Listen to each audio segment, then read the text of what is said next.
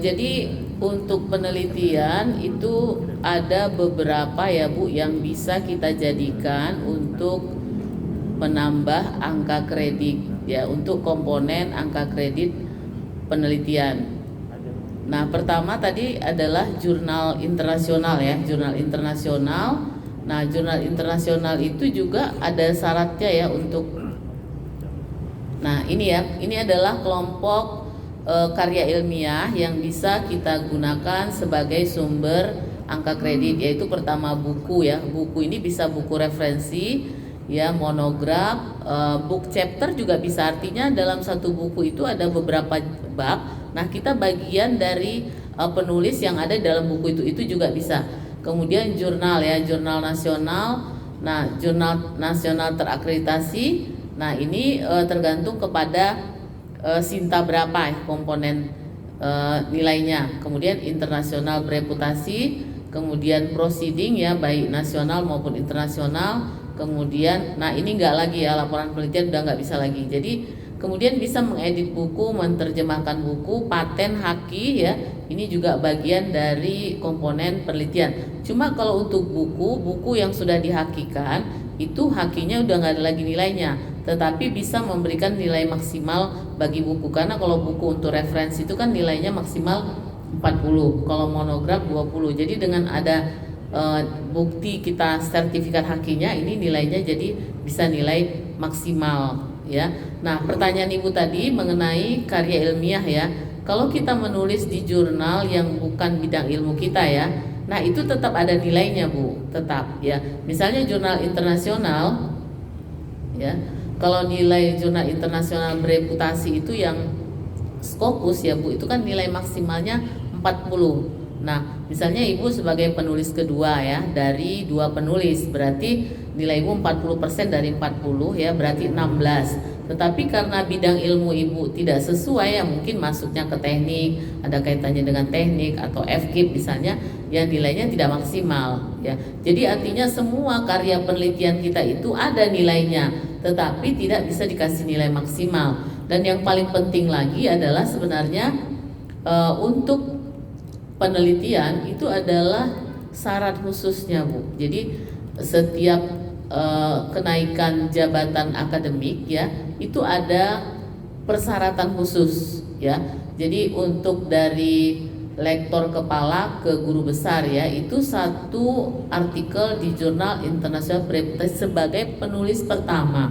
Nah, ini kalau yang reguler ya, tapi nanti kalau ada yang lagi loncat ya, seperti yang disebutkan Pak Rektor tadi, dari asisten ahli bisa nggak ke lektor kepala, bisa, dari lektor bisa ke guru besar, bisa, tapi syarat kuncinya itu lebih berat ya. Jadi ada 4 jurnal internasional, dan bukan hanya itu, ada lagi syarat nilai SJR namanya.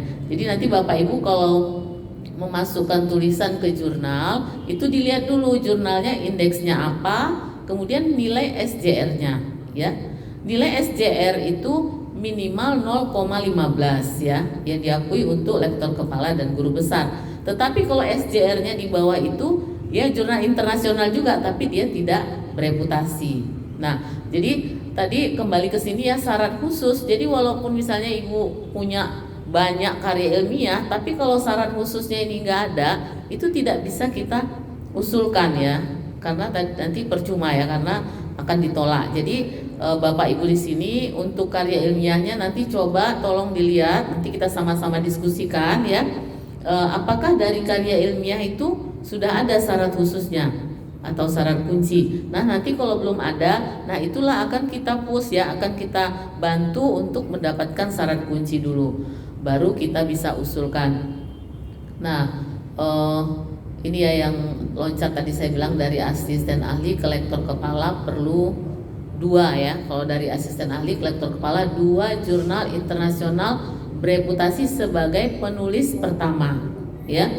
Kemudian lektor kepala ke guru besar 4 ya, jurnal internasional sebagai penulis pertama, dan 2 diantaranya ya itu harus memiliki SJR 0,5 untuk bidang sains dan 0,4 untuk bidang sosial ya. Makanya kita selalu menyarankan ke teman-teman nggak usah loncat jabatan lah kalau memang waktunya kan masih panjang ya.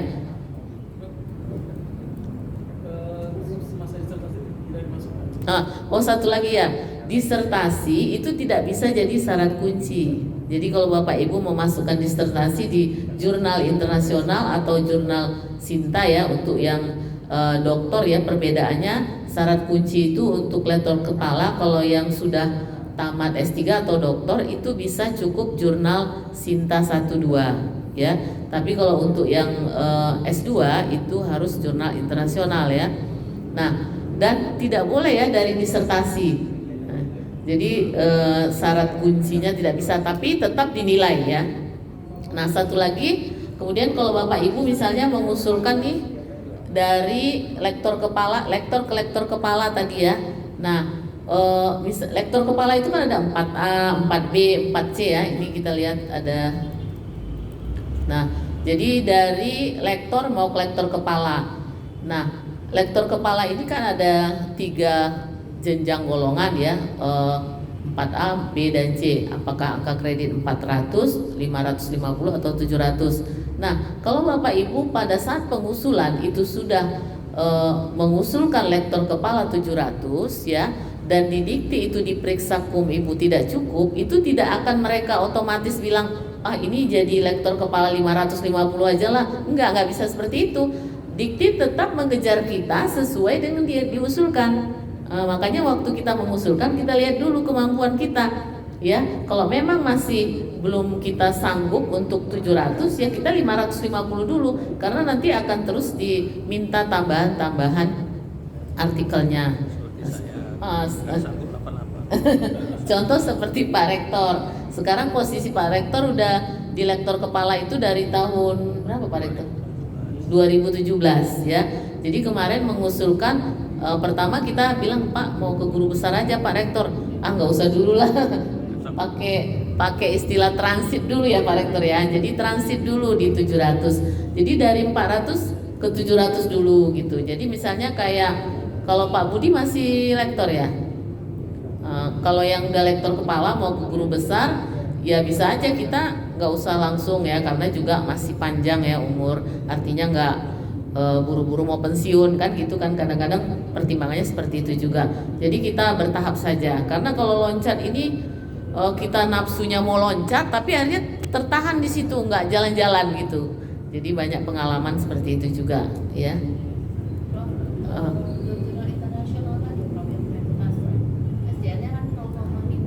0,5 untuk yang loncat jabatan. Ya kayak misalnya lektor ke lektor kepala itu yang minimal sih tadi Scopus Q3. Iya, sebenarnya di sini nggak ada dibilang ya harus Q4, Q3, nggak ada. Ya dia sebenarnya dilihat dari nilai SJR-nya minimal 0,15. Dia sebenarnya nggak ada disebutkan di sini. Ya jadi kalau Q4 pun, tapi kalau SJR-nya 0,15 bisa. Iya. Tapi itu untuk yang reguler ya. Reguler. Tapi kalau misalnya loncat jabatan harus itu tadi wajib ya. Kalau loncat jabatan dari asisten ahli ke lektor kepala 2 jurnal internasional bereputasi, dan harus SJR-nya tadi 0,4 untuk yang sosial, 0,5 untuk yang sains ya, misalnya pertanian, kedokteran itu harus 0,5. Tapi kalau yang reguler nggak masalah, 0,15 tetap. Jadi sebenarnya nggak usah terpaku pada Q-nya ya.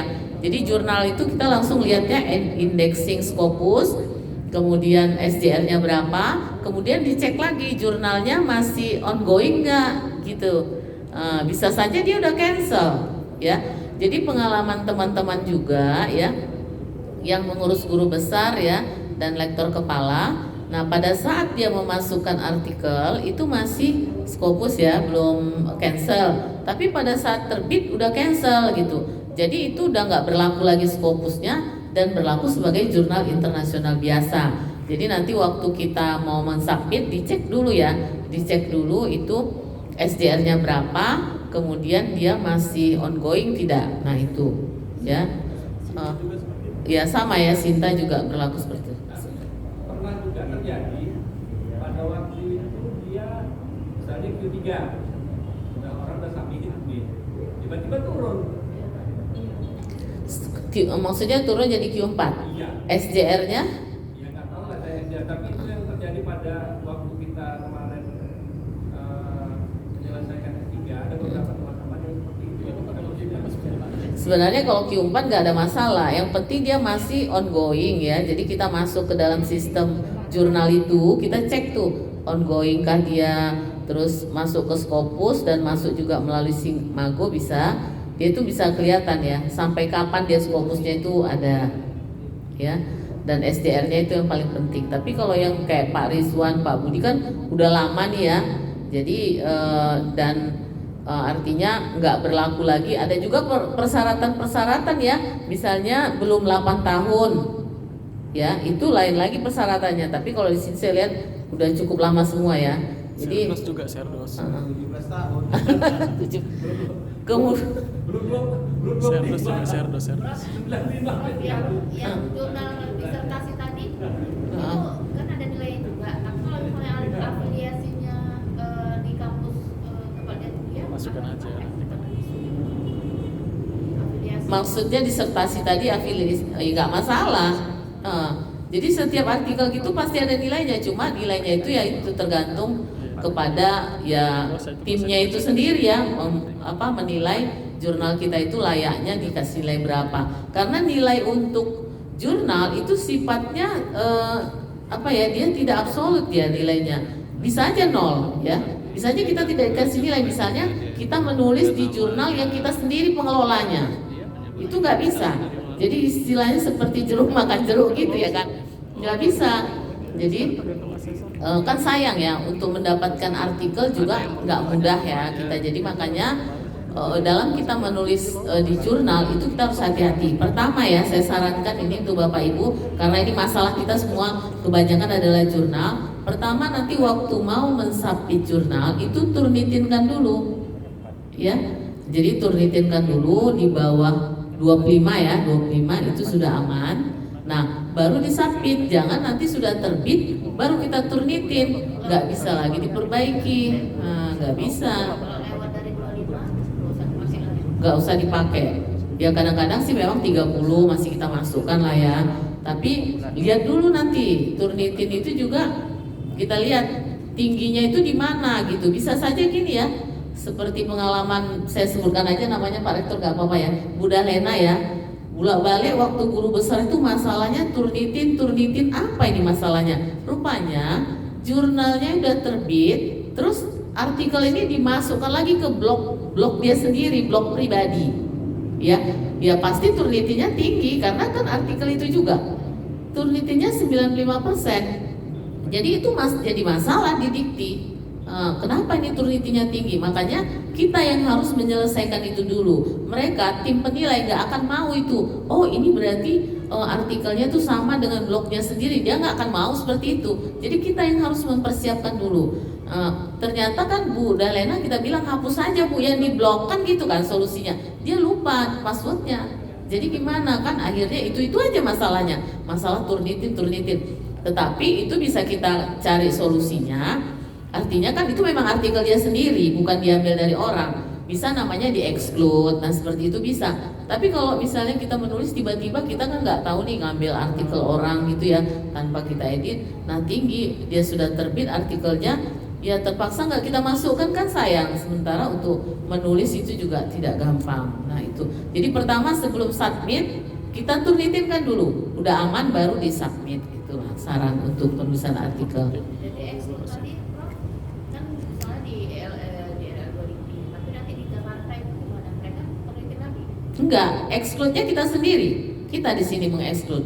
Misalnya Bu Ayu ada artikel sudah terbit di jurnal, ternyata di blognya Bu Ayu ada juga. Itu pasti kan tinggi turnitinnya. Nah nanti dari sistem turnitin kita minta misalnya yang menturnitin lah ya seperti Oris untuk namanya mengeksklud. Nah, itu dikeluarkan akhirnya ya turnitinnya jadi turun. Punya orang untuk ekskul? Nggak bisa punya orang itu kan dieksklud karena kita punya sendiri ya. Jadi usahakan turnitin itu di bawah 20 ya. Nah jadi nanti di sistem ya, di sistem nanti ini yang perlu kita perhatikan ada jadi Bapak Ibu nanti artikel-artikelnya itu kita di soft copy-nya ya semua itu dikasihkan ke tim ya, Anggi dan Dedi, karena akan disiapkan URL ya. Nah, karena semuanya kita sudah by system, itu penilaian jurnal adalah melalui online. Jadi kalau misalnya URL kita di sini tidak bisa diakses, ya kita nggak bisa juga dinilai. Misalnya waktu penilaian tiba-tiba server kita down, ya tim nggak bisa menilai. Makanya dibilang disebut di dalam penilaian itu sering URL tidak bisa diakses, ya. Jadi kesalahan-kesalahan teknis ya, tapi itu akan berakibat fatal ya.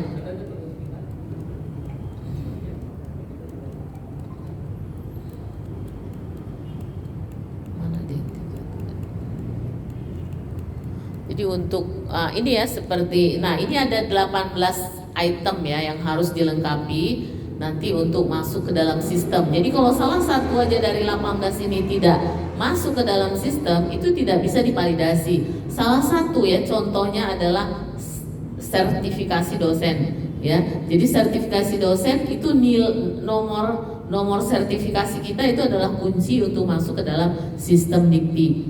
Nah pengalaman juga kemarin Pak Umarjen ya, kita udah sidangkan, dia rupanya belum sertifikasi dosen, jadi harus menunggu lagi sampai 1 tahun ya.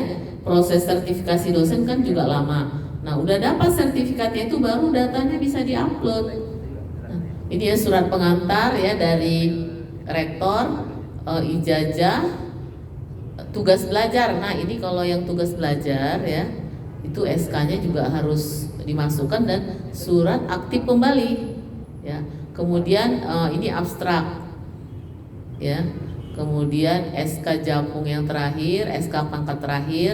Nah, daftar Dupak nomor 8, 9, 10 ya sampai nomor 14. Nah, ini terkait dengan dokumen yang nanti diisi. Jadi nanti Bapak Ibu dokumennya dibawa semua. Ini nanti akan dipandu untuk mengisi yang nomor 8 sampai nomor 14 ya.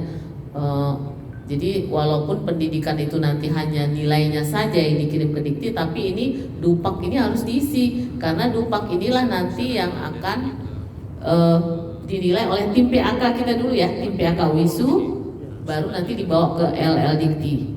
Nah ke Dikti nggak dikirim lagi, hanya nilainya saja, itu cukup sampai di LL Dikti.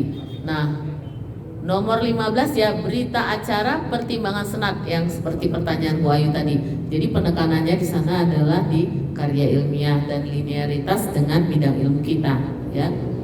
Kemudian nah nomor 16 ini ya, ini kunci. Jadi Pak Rizwan harus lulus dulu ya Pak, serdosnya baru bisa.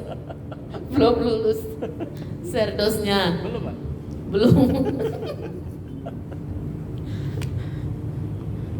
Nah kemudian nomor 17 ya Bapak Ibu. Nah ini jangan sepele ya. Jadi nanti sekalian selain karya ilmiah tadi ya, URL dari jurnal, ada pendampingnya nanti peer review. Turnitin tadi udah ya, udah ada syarat peer review. Nah peer review ini apa? Peer review ini adalah ini ada contohnya. Peer review itu adalah nggak ada pula di sini. Penilaian sejawat ya tentang karya ilmiah kita. Jadi misalnya Bu Ayu bidangnya apa Bu Ayu? Ekonomi, akuntansi. Jadi Bu Ayu nanti satu artikel itu harus dinilai oleh 2 reviewer ya. Nah reviewernya itu harus lebih tinggi golongannya dari Bu Ayu. Bisa aja misalnya nggak harus guru besar ya. Misalnya Bu Saprida tuh udah bisa jadi reviewer karena dia kan sudah lektor kepala. Nah, ya kalau misalnya akuntansi lah, Bu Ida kan manajemennya, cari akuntansi misalnya Prof Herlina ya, ataupun nggak harus guru besar tapi golongannya harus di atas kita. Nah ini nanti ada 2 orang ya, jadi setiap artikel tuh ada 2 dan semua artikel, bukan hanya yang internasional, yang tadi ada buku ya, ada monograf ya, kemudian jurnal nasional, internasional, semua ada reviewnya, peer review. Dan isinya itu juga hati-hati, jangan nanti peer review ini kan mungkin kan asesor kita itu kan males nih ya, isi udahlah ibu isi aja sendiri gitu kan. Nah jangan sama nanti pulpennya antara yang A dan B itu diperhatiin juga itu Pak Rektor. Sampai ke situ ya? Sampai ke situ. Tulisannya juga jangan sama, nanti kok sama tulisannya. Terus dalam bentuk kalimat-kalimat narasi ya.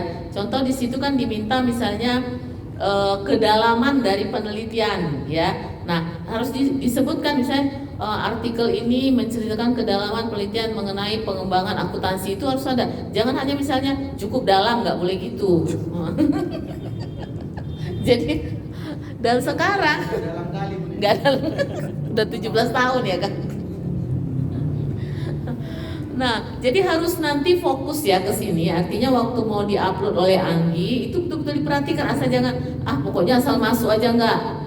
Kenapa? Karena penilaian itu kan ada waktunya. Nah, sekali kita salah ya, berkas kita nggak diterima, terus dikembalikan, perbaikan lagi kan prosesnya lama. Harus masukkan lagi dari UISU, validasi lagi di LL Dikti, validasi lagi di Dikti, nunggu lagi penilaian. Itu waktunya nanti bisa berbulan-bulan juga gitu. Bukan kita begitu masuk kita dinilai, nggak bisa juga. Kenapa? Karena yang dinilai kan banyak.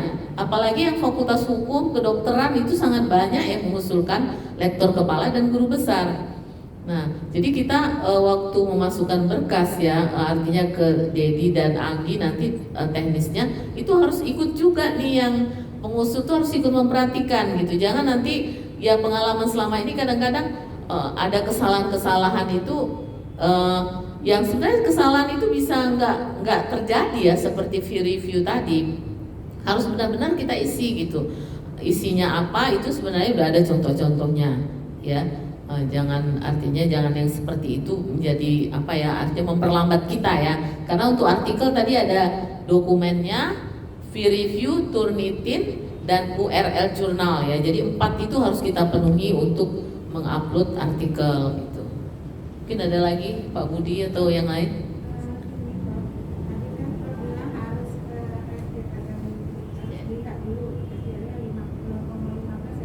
Iya, SJR-nya.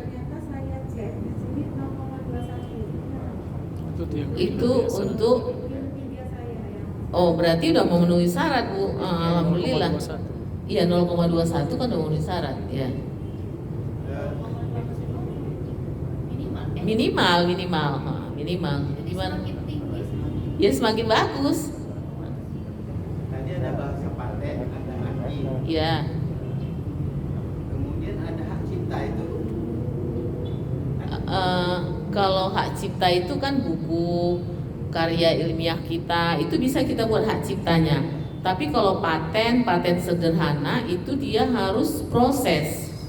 Misalnya gini, menciptakan seperti HP kita ini kan diciptakan itu kan ada teknologinya ya. Itu baru bisa namanya paten. Tapi kalau kita misalnya cuma buku ya, ataupun misalnya kita menghasilkan suatu kebijakan sosial dari hasil penelitian kita, nah itu namanya hak cipta. Masuk komponen mana itu? Penelitian semua. Ya, misalnya Pak Budi punya paten, masuk ke penelitian. Tapi kalau buku, tadi misalnya kita punya sertifikat haki buku. Bukunya itu dinilai 40 ya, nilai maksimal. Nah, sertifikat hakinya itu nggak dinilai lagi, karena dia udah include dengan buku. Nah, buku itu bisa dikasih nilai maksimal karena dia sudah ada pendampingnya sertifikat hak cipta. Nah, seperti itu. Iya, buku itu enggak, itu ke kelompok A. Itu namanya bahan ajar. Itu nilainya 20 ya, Ded? 20. Tapi kalau untuk buku reference nilainya kan besar, tinggi 40. Misalnya kan saya lektor 300. Ya. Jajar dokter kita 200 ya. 50 cuma. 50. Maksudnya itu mulai dari S1 sampai S3. Kan udah dipakai, Pak. Kan udah dipakai. Saya terbaca itu tadi. Iya. Oh iya. Udah semangat mau jadi guru besar. Bisa langsung 700 maksudnya. Tadi terbaca saya gitu tadi. Ijazah dokter 200 tadi kalau nggak salah. Tapi yang penting bahwa misalnya saya belum sedot. Ya. Semua misalnya nanti ada beberapa penelitian yang mungkin bisa saya masukkan ke Sinta juga. Mm-hmm. Itu nilainya bisa lebih 4. tersimpan, nilainya nggak hilang, cuma untuk masuk Pak Rizwan nanti ke sistem harus ada sertifikat itu, kalau nggak bisa diusulkan walaupun udah banyak karyanya gitu. Ya. Tapi kalau sudah lektor kepala. Jadi ini tadi ya syarat utama jumlah angka. Nah ini syarat utama ya untuk lektor kepala harus ada sertifikat pendidik, sudah 2 tahun memiliki jabatan lektor, ada S3. Ini bisa terakreditasi tadi Sinta 1-2 syarat khususnya. Kalau ijazah S2 bisa jurnal internasional ya. Kalau untuk guru besar ini ya. Oke, silakan Pak Jen. Saya ada Sinta 2. Iya. Tapi memang Sinta 2 itu bagian penelitian S3 gitu. Nggak bisa. Tetap Nggak dinilai bisa. tapi nanti nilainya nggak bisa untuk syarat khusus ya. Syarat khusus. Yang mana Pak? Ini.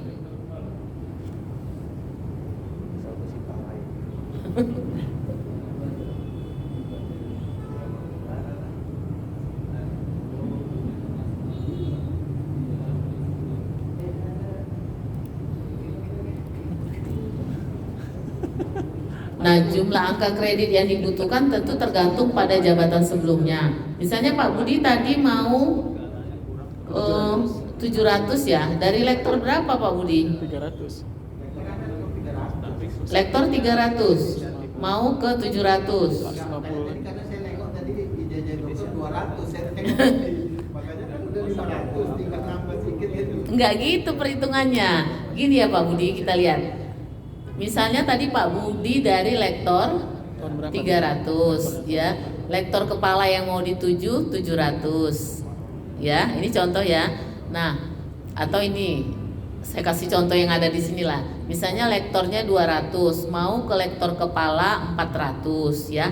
Jadi angka kredit yang dibutuhkan ada selisihnya. Yang 400 dikurang yang tadi 200. Jadi dibutuhkan 200 angka kredit. Nah, angka kredit yang 200 ini nggak bisa Pak Budi bilang, aku kan udah punya 200 ijazah, nggak bisa kayak gitu karena ada komposisinya A, B, C, dan D ya. Nah, untuk kolektor kepala tadi minimal kan 40% dari pendidikan dan pengajaran. Tadi Pak Budi dari 300 ya.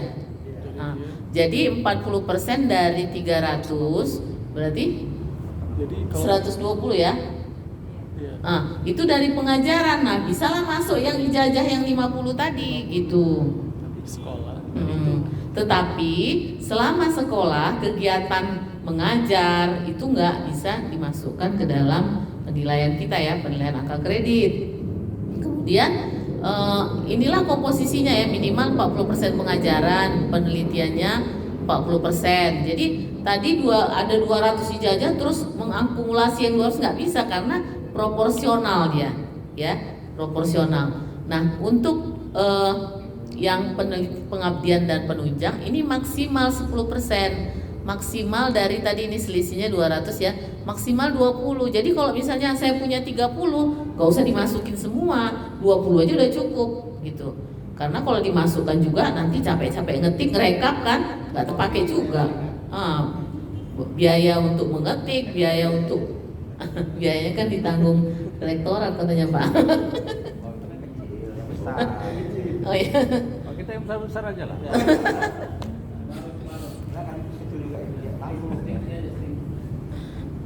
Tadi tertulis buku nih 200 coba tengok ada. Enggak, maksud saya Enggak, itu nilai ijazah total itu. Di mana tuh tadi? 150 kan sudah dipakai Bang S2-nya. enggak, makanya Yang ada di sini.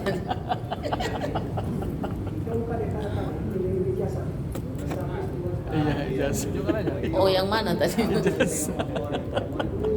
Yang- Iya, nanti di share di Iya, grup nanti aja kami deh. kirim, iya. Iya, dupak. tadi yang kecil-kecil tulisannya. Kecil-kecil ya. Ah, yang gitu-gitu tadi. Yang mana tadi kakak pun udah lupa. Yang 18 item itu Ya.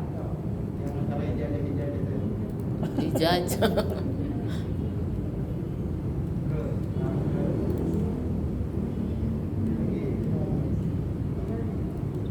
Itu pendidikan tuh. Ini. Lagi. Ah, itu. Ini. Bukan. Lagi. Ini. Ah. Kan pakai ijazah asli, dokter sudah 200. Iya, maksudnya ini ijazah doktor itu kan mulai dari dianggap Asisten terakhir dari mulai S1 itu maksimal apanya. Dan tangkap kita, nilainya 200. Udah nambah 300, 500 tinggal. Hanya 50 ya nilai ijazah S3 50 ya. 50 S1.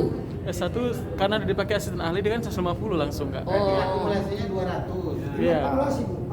Iya, akumulasi.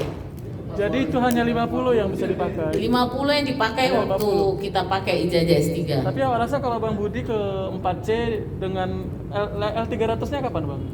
Udah 11 tahun. Berapa? 17 Udah bisa tahun. lah awak rasa Bang. Bagiannya bu, bagiannya tadi 150 gitu. Iya. Iya. Iya, ha. Udah bisa. Ijazah karena kan kalau S2 itu kan udah langsung 150. Pasti Bang. Kan? Kalau kita dulu waktu zaman kita kan Pak Budi masih S1. Kan ijazah S1 kita itulah 50 kan? Waktu tamat S2 masukkan lagi aja S2 100. Tapi kalau yang sekarang kan mereka dosen kan memang harus S2. Makanya langsung dia asisten ahli 3B ya, Ded ya. 3B 150 angka kredit. Enggak ada lagi 3A, langsung ke 3B. Lebih mudah kalau kita dulu kan banyak Harus dari bawah. Iya, 3A dulu ya Pak Rektor. Terus kita dulu harus ada lagi pun habis prajabatan kalau yang PNS untuk mendapatkan 3A ada lagi angka kreditnya waktu itu. Sekarang enggak, enak dia langsung 3B. Iya, ada lektor media, iya kan? Nah, ini Pak Budi, kualifikasi pendidikan ijazah S2 150 angka kredit. Nah, itulah untuk asisten ahli. Iya. Itu untuk asisten ahli. Terus ditambah lagi 10 angka kredit dari penelitian pengajaran. Ini untuk yang asisten ahli langsung 3B ya, Ded. Iya. Syarat khususnya publikasi di jurnal nasional sebagai penulis pertama. Ini pengangkatan pertama ini untuk asisten ahli. Jadi sekarang memang udah lebih mudah lah. Tapi karena dia memang juga udah S2 ya kan. Kita dulu masih S1. Nah ini untuk oh ini lektor kepala paling singkat 2 tahun menduduki jabatan lektor. Kemudian telah memenuhi angka kredit tadi ya sesuai dengan komposisi tadi ya 40 40 10 10. Kemudian untuk yang S3 tadi udah saya sebutkan juga